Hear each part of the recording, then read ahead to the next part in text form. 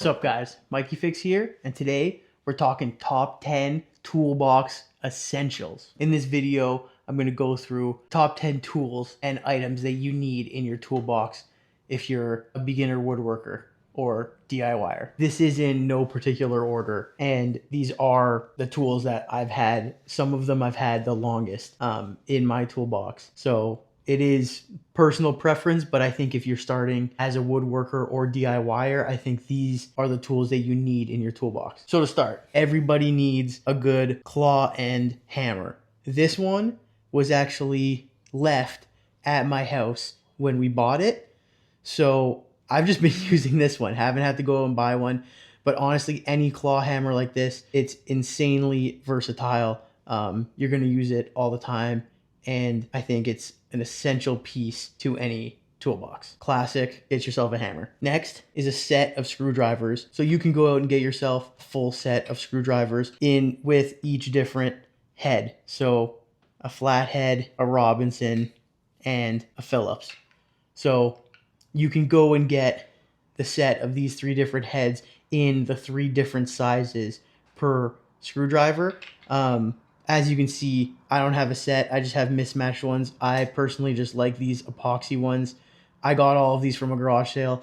It's probably the greatest place to go get used tools, especially screwdrivers. People are getting rid of them all the time. So go and get yourself some at a garage sale or find a good deal, get them on sale, and go get yourself a set.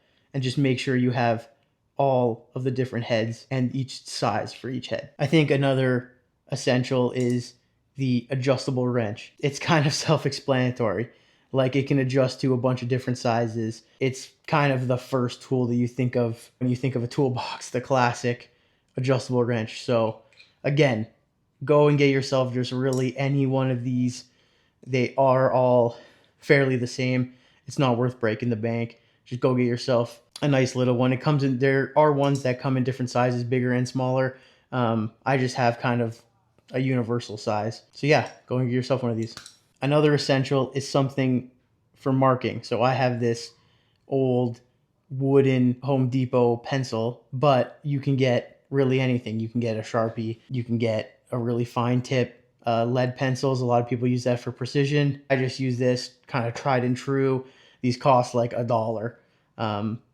But you can really use anything around the house. Just make sure you have something that you can mark, you can make markings with in your toolbox. Make sure you got something that you can mark with. Next up is your glues. So not sponsored by Gorilla. It just so happens I have Gorilla wood glue and super glue. Like having both. I actually use both in unison. When I'm gluing up wood, I'll use a little bit of super glue so that it has that initial tack, and then also put on some wood glue so that it's got the long lasting strength. But if you're building anything, make sure you have some kind of adhesive, whether it's some kind of wood glue or super glue or an instant bond, something like that. Especially when you're building, you're going to want to make sure you have something like this. Another staple is the tape measure.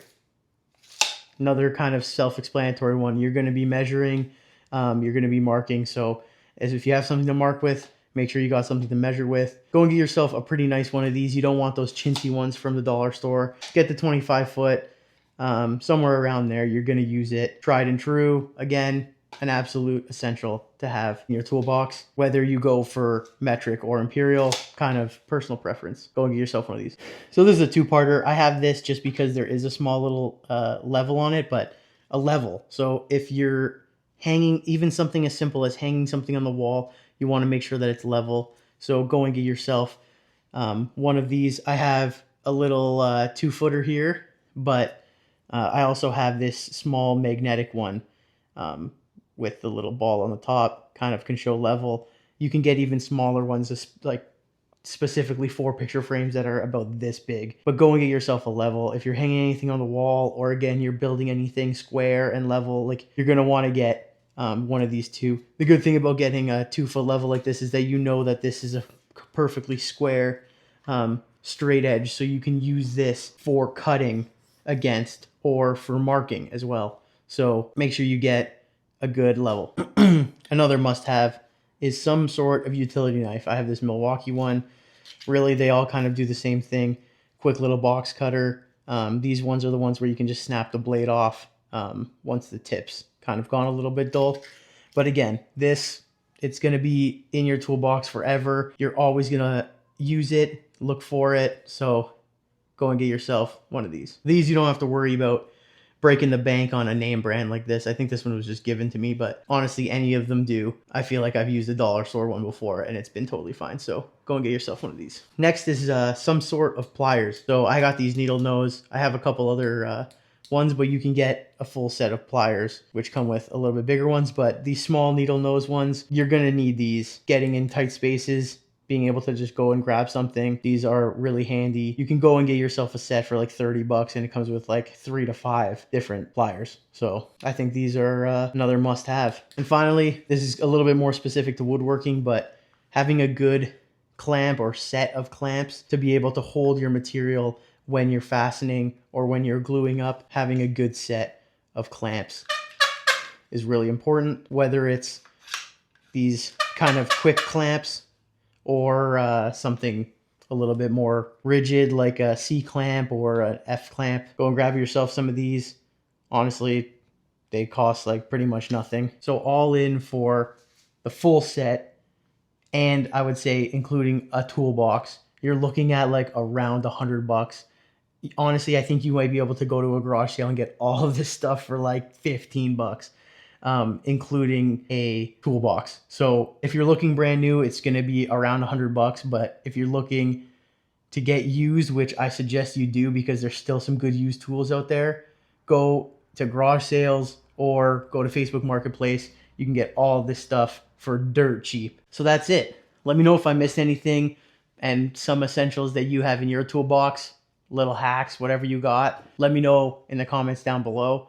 Make sure you like and subscribe. I'll check you guys in the next one.